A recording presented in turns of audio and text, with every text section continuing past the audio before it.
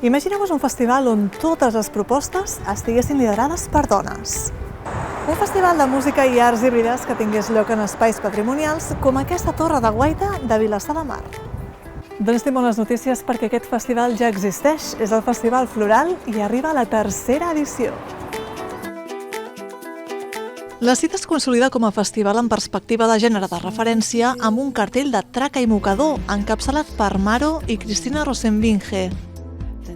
Les acompanyaran Magali Sare, Eva Fernández, Ocdeu o Ariadna Peia i actuaran en espais patrimonials com la Torre d'en Nadal i el Jardí de Can Sust de Vilassar de Mar o el Parc de Can Rafat i la Fàbrica Cal Garbat de Vilassar de Dalt.